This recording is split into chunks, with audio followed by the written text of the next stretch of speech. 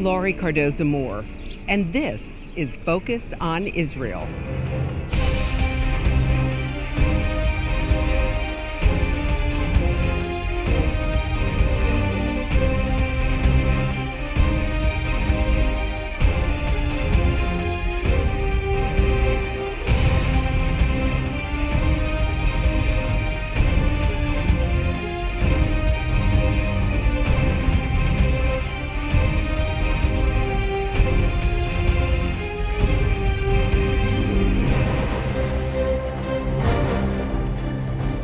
Hello, and thank you for tuning in to Focus on Israel.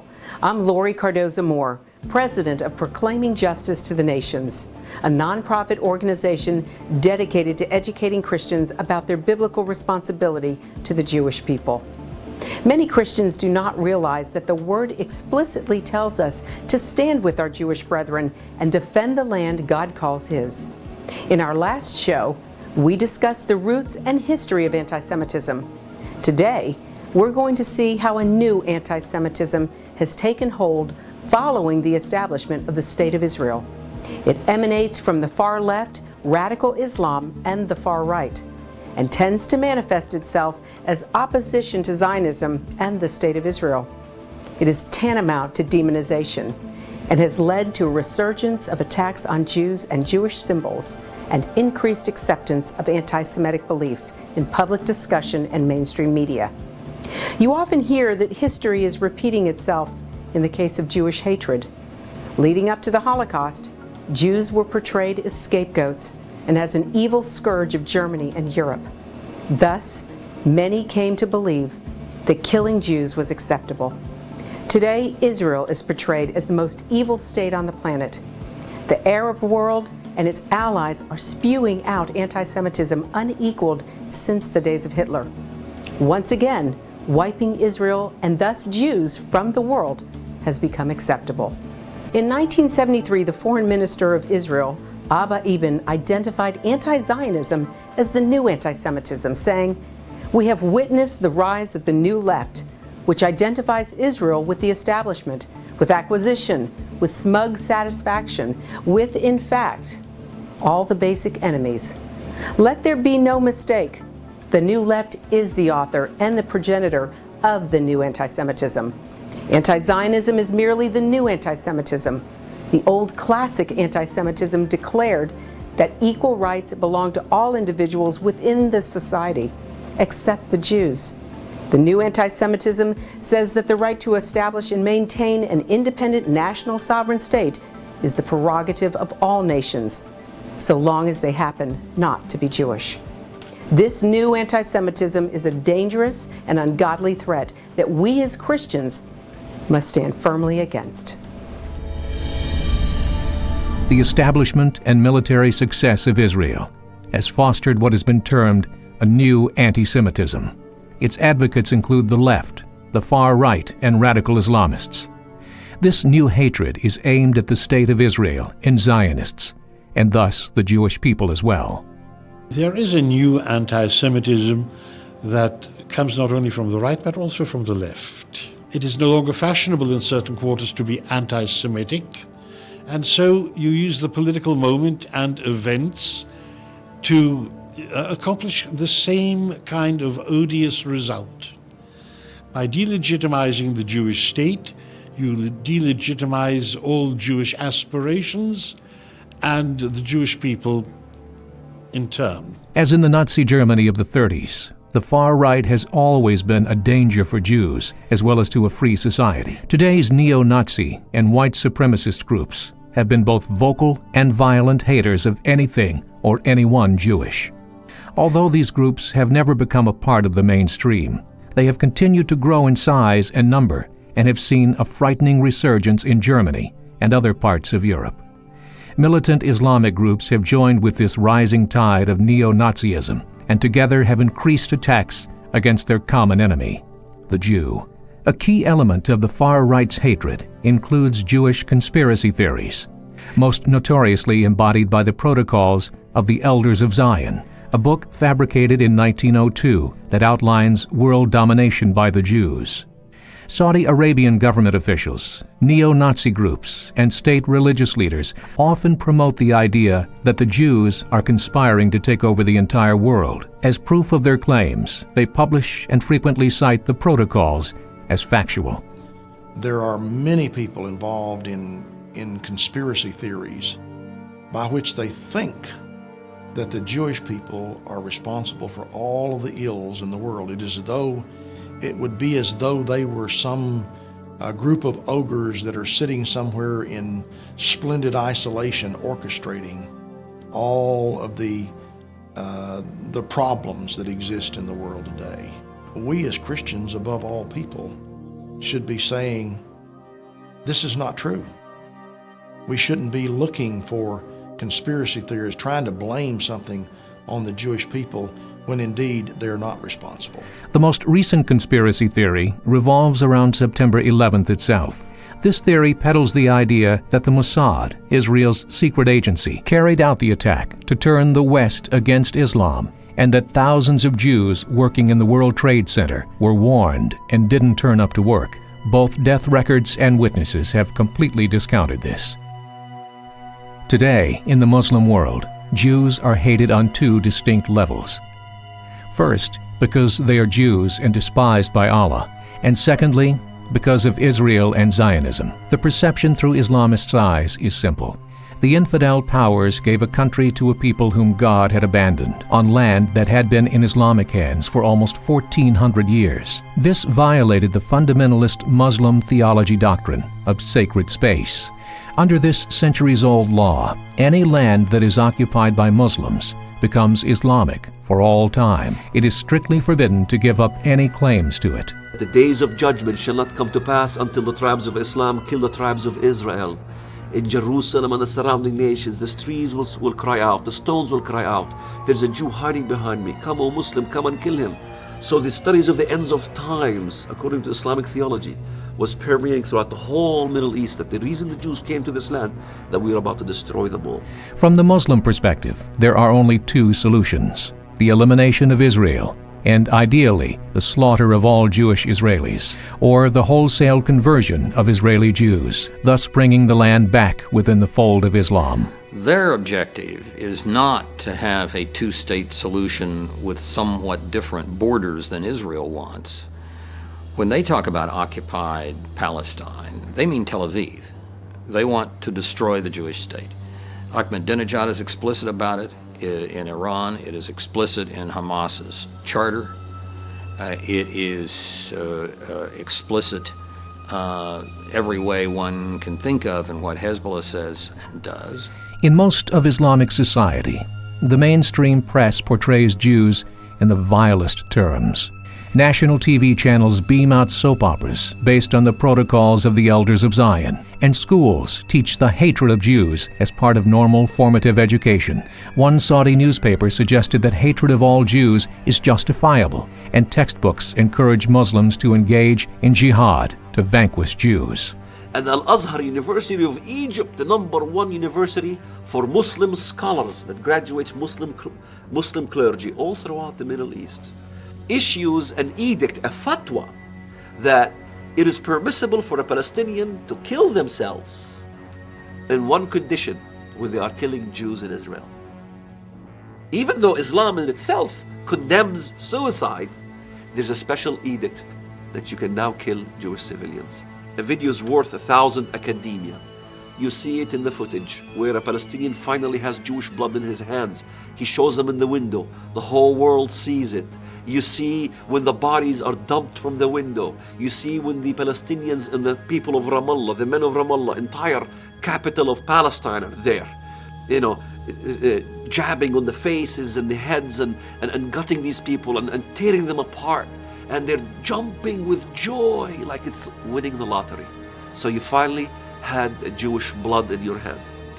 What we accuse the Jews of doing with the blood libel and movies like Darakola, and supposedly the Jews are killing Christian children and bottling the blood for the matzahs and for the rabbis. What we accuse the Jews of doing, we were carrying it out literally. In the Middle East, anti-Zionist propaganda frequently adopts the terminology and symbols of the Holocaust to demonize Israel, comparing Israel's treatment of the Palestinians to Nazi Germany's treatment of Jews or South Africa's apartheid. At the same time, the Holocaust is denied throughout the Muslim world. So twisting history, victimology, myth is being taught as fact, Holocaust denial, all these elements produces terrorism. Today, most world politicians insist that all Israeli settlements must be removed from the West Bank because they serve as the main obstacle to peace. The reality is that the Middle East conflict has very little to do with Palestinian statehood, and even less to do with Israeli settlements. With foolish reluctance, Israel has agreed to the creation of a Palestinian state, subject to some security conditions, such as recognizing Israel's right to exist. What the Westerns don't understand is that it's not a war over land. This is not a war over land. You can show them umpteen million hours of footage in the Holocaust. They will sit there enjoying watching the Holocaust or denying the Holocaust, because it's not the Holocaust that to them is a problem. What they want is what you see them doing to Joseph's tomb. What they want is what you see them doing to the greenhouses and the communities that were given to them in Gaza. They want the destruction of everything Jewish. They want the destruction of everything Christian, to the point that they even go to the place where Jesus was born, and they desecrate that place as well. And the world community and the Christian world as a whole looks at this and still doesn't get it. The Middle East conflict is based on an incredible absence of historic facts and on a series of misconceptions about Middle East history. The anti-Israel lobby counts on the ignorance of much of the world concerning how the Middle East got to this point.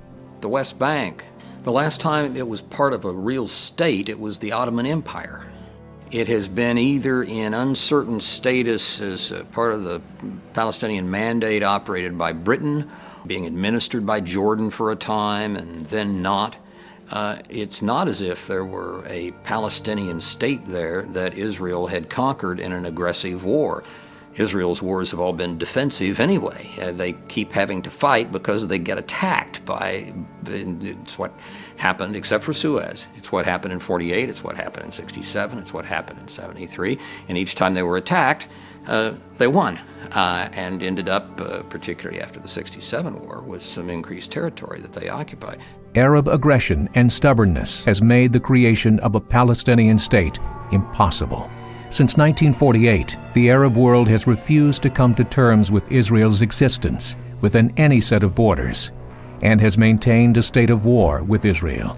With the invention of the Palestinian people, Arab aggression and Islamofascism gained a political and moral pretense. The Arab fascists appeared to the world to be pursuing a noble effort of protecting a mistreated and oppressed minority group. Thus, the promotion of a two-state solution has radicalized and Nazified most Arabs, who now openly support Arab parties and politicians who call for violence against Jews and for the destruction of Israel. Muslim Palestinians blow themselves up, and Palestinian Christians don't blow themselves up, because it has nothing to do with poverty either. It has something to do with racism, anti-Semitism, and anti-Christ religion, an anti-Christian system that says we must destroy the Sabbath people and then the Sunday people, the Christians. For there to be peace, most people believe that Israel must end its occupation of Palestinian land. The problem is that any Palestinian state, regardless of who rules it, will produce nothing but escalated violence, terror, and warfare in the Middle East. The recent handing over of Gaza by the Israeli government is an obvious example. With the creation of a Palestinian state, there would be a brief time while the world celebrates the outbreak of peace in the Middle East. But this new terrorist state alongside Israel would be a major step in the Arab war against Israel's existence. Once forced back to its 1967 borders, it would then again be 10 miles wide at its narrowest and susceptible to a new Arab war that would draw in the entire Muslim world in its quest to destroy Israel. It is very difficult to take reasonable steps when you're dealing with a fanatic, totalitarian, genocidal enemy, and have that regarded as anything other than weakness. Britain and France thought they were taking reasonable steps in the 1930s. Each time from 35 to 39, there was a crisis that the Nazis ginned up, and the Nazis, being genocidal fanatics, thought that each step was weakness, not reasonableness. I think that's the way Hamas and Hezbollah will interpret reasonableness, and therefore I think both have to be effectively, completely defeated. So in many respects, the two-state solution has much in common with the Nazis' final solution. Just another solution for killing Jews. The Nazis were rather enamored of Islam, and it continues to this day. We know, for instance, that the Germans recruited an SS unit among Serbian Muslims during the Second World War. Islam was fertile ground for Nazi recruitment, and today the most diffuse book in the Arab Muslim world is none other than Mein Kampf. It is standard school book issue in Hamastan, otherwise known as Gaza.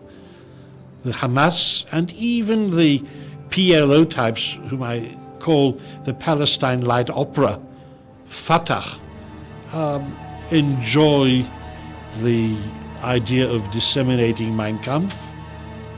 And if this is indeed the case, one can only imagine what preparations are being made for peace on the side of the Palestinians. What are they telling their young people about Israel and about Jews? There is certainly no process of pacification. There is only incitement to further mayhem. And all of this because the Nazis are now the darlings of Islamofascism, and Islamofascism is alive and well in the Palestinian territories. And until Arab, Muslim, Palestinian children are denied their dose of Nazi fantasy, there can be no peace either in the Middle East or anywhere else in the Western world where Islamofascism seeks to wreak havoc.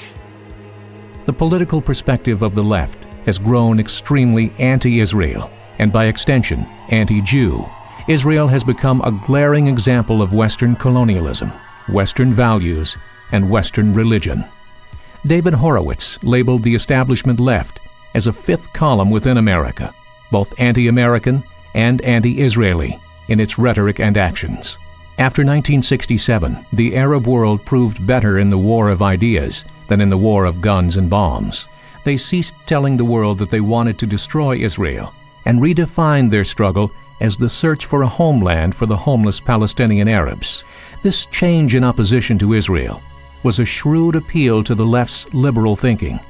With the Jews and Israel no longer the victim, the left moved to support the perceived underdog, the Palestinians. The problem with the left anti-Semitism is that it is born not only of anti-Semitism but of self-hate and anti-Americanism. It doesn't occur in a vacuum, and it's not theologically motivated. It goes to the hostility toward values that Jews share with believing Americans and American Christians.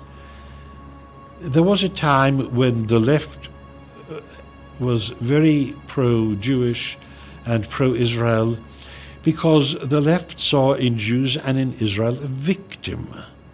Nevertheless, since Jews are no longer the victim, although the opposition would like us to remain so, the left has decided that Jews who are not victims are not true Jews and betray the prejudice and the pre-assumptions that have been held about Jews. After all, if we're not victims, why are we here? Their form of hostility toward Israel and anti-Zionism, which is the new anti-Semitism, will simply not fly. It is illegitimate and it is intellectually dishonest.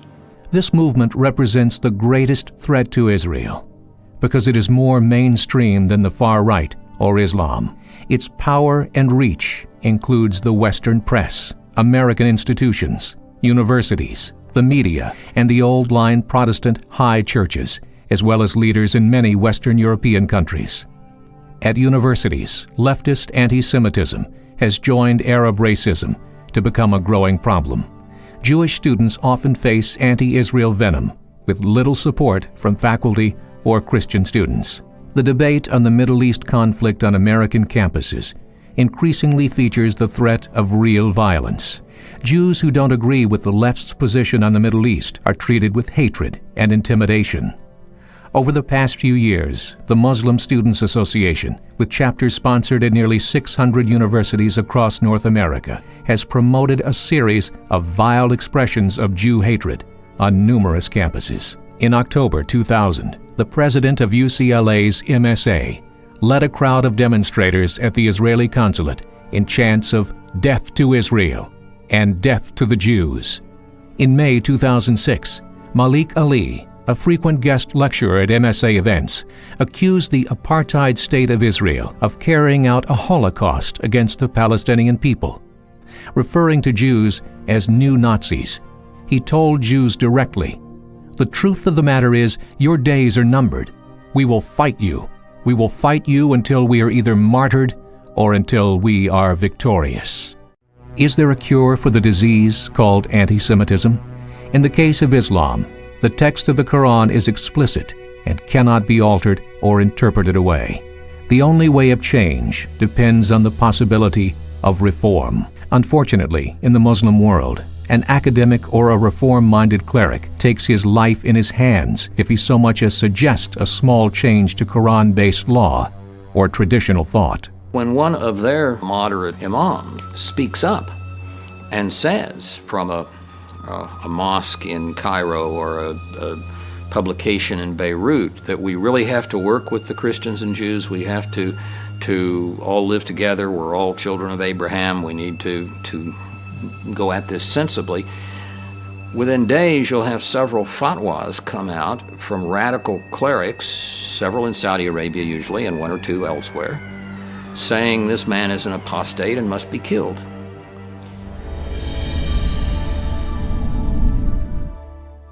The new anti-Semitism is a threat today that we cannot ignore as it continues to grow and spread.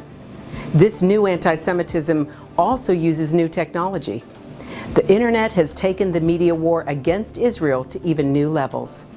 With the introduction of viral media such as YouTube, the virtual communities of Facebook and MySpace, and the information portal of Wikipedia, very little censorship and much twisted truth can now flow instantly around the world.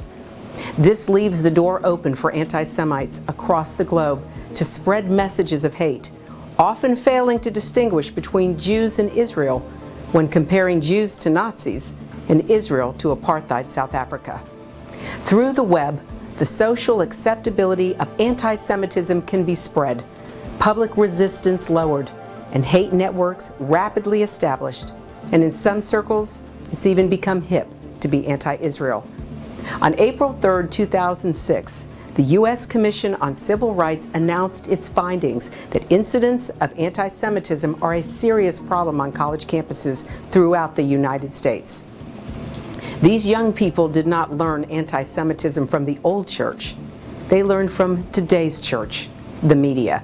It is PJTN's goal through our media to educate hundreds of millions of Christians around the world, and one of the most important targets we must reach is our young people. University campuses today have become a hotbed of anti-Semitism and a propagator of pro-Islamic teachings and organizations. PJTN plans to take the battle to educate our children at these schools of higher learning. In Genesis 12:3, the Lord says, "I will bless those who bless thee, and curse those who curse thee." World War II and the Holocaust, the genocide that exterminated 78% of Jewish men, women, and children. Today, there are less than 14 million Jewish people on the earth. This time, it is on our watch. Anti-Semitism and anti-Israel activities are at the highest rate globally since the days of the Nazis. Many of us are used to thinking that Israel cannot survive without the help of the United States. Maybe we should start wondering whether we can survive if we allow the terrorists to succeed in Israel.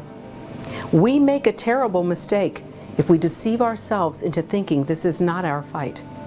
In the end, the Israeli people are fighting the same enemy we are: cold-blooded killers who reject peace, who reject freedom, and who rule by the suicide vest, the car bomb, and the human shield.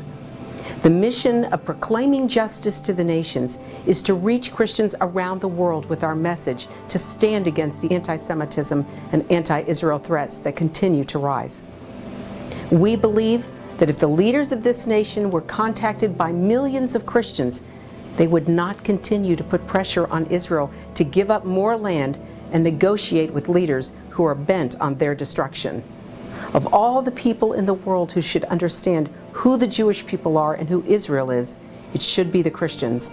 Of all the people groups around the world, Christians should be standing up, crying out against the atrocities that are being perpetrated against the Jewish people on a daily basis. God told the prophet Joel in chapter 3 that in the latter days he was going to pour out his wrath on the nations because they were dividing up his land. 300 million Americans, 80% profess to be Christians. But year after year, administration after administration, we allow our government to implement policies that are diametrically opposed to the Word of God. And the reason why we do it? We don't know the truth. To guarantee the security of Jews anywhere is to guarantee the freedom of people everywhere. Our prayers matter. Our pleas to Almighty God for mercy are important. But so is our decision as Christians to act, to do more this time. You must decide that you won't be silent again. We cannot let our Jewish brethren fight this battle alone. They have fought this battle alone for years with no one standing with them. Now it's time for the Christians to rise up. Now it's time for us to take a stand. Now it's time for us to say, never again. To support this program, send your tax-deductible gift to Proclaiming Justice to the Nations, P.O. Box 682711, Franklin, Tennessee 37068. You can also support PJTN online. Visit pjtn.org or call 1-877-873-9020. Anti-Semitism has reached epic proportions, and Israel is now surrounded by nations who seek its destruction. For Israel to lose just one battle would mean losing everything. As Christians, it is our biblical responsibility to stand with our Jewish brethren and Israel. PJTN needs your help to reach more Christians with this urgent message. Please visit our website to become a member today and order our award-winning documentaries. You must decide that you won't be silent. Sign up now at pjtn.org. God bless you and thank you for your support and prayers.